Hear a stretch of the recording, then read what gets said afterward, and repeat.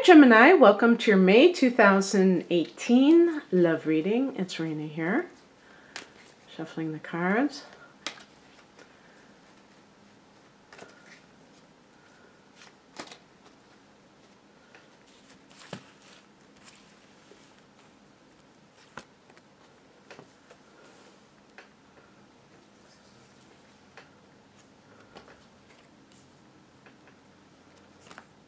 Okay, well, two came out, so I'll put them at the base of this reading. If I can't, if it's not in range, some of these cards, I'll still be holding them up.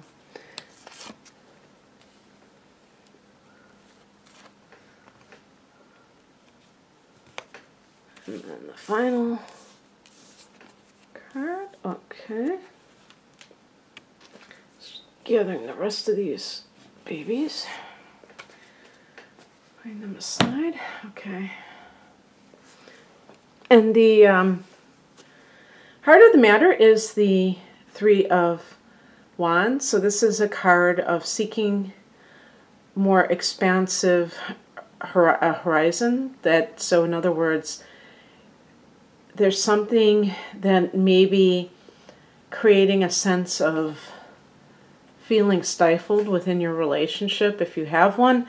And if you're not in a relationship, it could simply be that you're looking outward even more so. Like, so maybe you have been meeting people in one type of way, and you say, what about if I always go to a bar, and that's not working out too much. What about if I try to find somebody at church? Maybe I'm going to go to like a singles dance at my local church or whatever, you know what I mean? And you're just like kind of looking at other options and kind of branching out a little bit, maybe.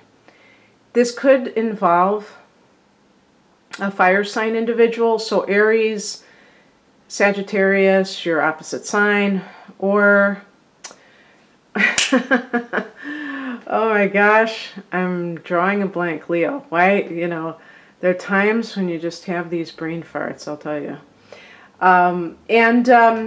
Actually, fire signs are very compatible with Gemini, and so that would not surprise me if you're involved involved with one of them, or there may be like some kind of a love triangle. Because when I see the number 3, or sometimes the number 2, it could involve more than 2 people in a relationship, and so that may be going on for some of you. Of course, this is a general reading, so that's why I'm keeping all those options open. What crosses you is represented by the King of Swords, and so this could be another party who is possibly, if this is your mate, then this would be air, an air sign. Maybe there's somebody that you like who's a fire sign, but you're actually with an air sign. And this person would probably be detrimental to your life. So this is going to sometimes be an older male who is of the air element, so either a fellow Gemini, a Libra, or Aquarius, and this person can actually be downright cruel. And sometimes the cruelest people are those who are out of touch with their feelings. And this is what this type of person is. So they may be using insults to try to make you feel less than, and that kind of makes you question your worth. And they're doing this for control, obviously. But it might be getting to you in some way. You might be feeling the heat and feeling like, questioning your own worth. And if you're with that person and they're the ones that are cheating, you might be better off just saying, you know what? I hope you guys are going to be very happy. See you later. But, yeah, this person may be trying, or maybe they've been doing this for a long time, of trying to get inside of your head, and maybe it worked at the beginning and now you are wisening up to it. at the core of this issue, we have two cards that that seem to come out together. One of them is the Death card. So what this would be telling me is that there's some aspect of a relationship that is over. Maybe, again, you may have met somebody new that you like. It's possible that you're not actually actively in a relationship with that person, but you sense that the other person is more your type, and it's showing that this relationship is dead. Also, another thing that can be happening for you, Gemini, is that you're learning more about yourself. And what I have noticed myself is that sometimes someone has this hold over you. And this doesn't have to be just in romantic relationships. This can be in a relationship with a family member, somebody who's close to you. And you really buy into some of the things that they're saying, and then one day you begin to realize that it's not true. And all of a sudden, the dynamics change. And once you become aware, you start to lessen that grip that they have over you. They don't have that same power over you. But perhaps, like in the case of a marriage, for instance, you may still be married.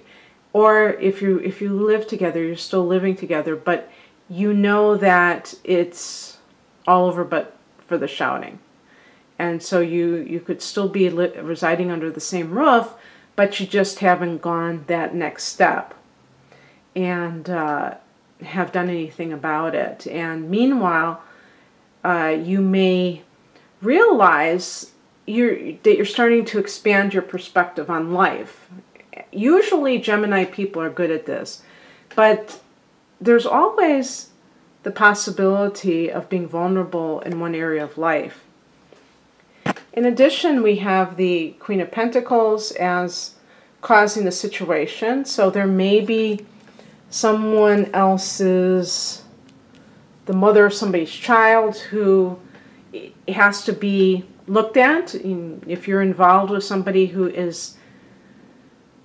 has a child with another woman, then that person can't be ignored, even if she is depicted as being a harpy, a shrew, a biatch. That doesn't, first of all, it may not be true, and secondly, it doesn't really matter because she's still a party to all of this. You may, in some cases, you may want to be a mother, and you feel like you can't do so with the current relationship. So you're coming to that realization. Yeah, it's interesting because I even have as a spiritual message a card for the king. So the king is the father and the queen is the mother. And as the spiritual message, this card is, the King of Wands is a very dynamic male. It's a double yang energy, so it's the kind of alpha male type of person. The King of Swords is, in that reversed position, is somebody who is really not being powerful. They're trying to be powerful by trying to mess with another person's head. And so that isn't what power is, obviously, whenever you're trying to manipulate somebody, and you're not just trying to better yourself, but you're trying to lessen somebody else and make them feel like they're not good enough. Those types of people are actually very disempowered. So the King of Wands, as the spiritual message, may be kind of pointing out the type of man that is more appropriate for you, that is a healthier type of a role model in terms of what a leader or a strong male is supposed to be. And also in terms of, like, again, if you want to be a mother, you don't want to bring a child into the the world with somebody who's verbally abusive. The King of Wands is going to be a very powerful person in his own right, but also very positive. And that's the kind of person who would be a good father. But also for you, this person is going to protect you. They're not going to tear you down. Like this King of Swords in reverse. The advice is represented by the Moon card, and this is, I mean, as advice, it's kind of interesting because it may be more timing than actually instructing you on what you can do. So with the Moon card, we do have a full moon in Sagittarius at the end of May, on May 29th, and this is going to be in your 7th house of committed partnership. So this might be a time when things are revealed, secrets are revealed, or you end a marriage or that equivalent of a marriage, or you see that person for what they really are. Because the moon sometimes represents illusion. And it's kind of interesting that this card can indicate both secrets and illusion, as well as the revealing of these things. But as the advice, it's also, how do you lie to yourself? You know, what do you tell yourself in relationships? Because with these cards down here, we're talking about understanding that something has changed, and also honoring your own desires. The Queen of Pentacles, too, I just wanted to add that about the Queen of Pentacles, is also, to me, just a card about the sensuality in life when it comes to the finer things that are domestic bliss. I mean, maybe that's a good way of putting it. But, you know, usually Gemini, for even women, we think of someone who may not even want to ever be a homemaker. But of course, I'm talking about the archetype. I'm not talking about the reality, because we are a combination of all these different influences astrologically. So it's not going to necessarily be true for some Geminis. But since Gemini is a masculine sign, we think of the more of the worldly, you know, going out in the world. You know, the Queen of Pentacles is a very feminine double yin. So we have the double yin and then the double yang of the male. And maybe it's like the divine feminine for some female, well, no, even for the male Geminis. Maybe like embracing that side of you that needs companionship, that wants companionship, I should say, and that wants a beautiful home together. And that doesn't have to be lavish. It could just be whatever you know, makes sense for you, where you have that place to go to at the end of the day for both you and your partner. And really looking at the person that you're with and if they can provide that. I mean, or at least participate in it with you. And so what is coming in is represented by the Nine of Swords. And this is a card of feeling a sense of anxiety, feeling a sense that you are oppressed, that you can't, well, this is actually a card of insomnia and that sense of like jumping out of your skin, that you don't have a, you know, handle on what is happening. Again, with swords, we're talking about thoughts, so that you might have your mind racing and things like that. Now, that could relate to that moon card. But really, it's all about everything coming together, isn't it? It's about this sense of understanding exactly what is happening in that relationship. So maybe at that time of the full moon, it's bringing these revelations. And that will actually, even if there's a sense of like, you know, temporary anxiety, at least there's a sense that it clears the air and you know what is going to happen for you in the future. Because sometimes, you know, you have this thing like this, a relationship is over with, but as I said, you're still not completely broken away from that person. And you have to go through that sometimes messy breakup process. And so anyway, the outcome is the Four of Swords. This is a card, so we have like several swords in this spread. This is a card of rest and retreat. It's a card of going within and kind of contemplation, and maybe that interim period between where you are now and where you're going to be. If you have made up your mind that a relationship is no longer serving you, you may feel like you need to withdraw and, you know, kind of renew yourself.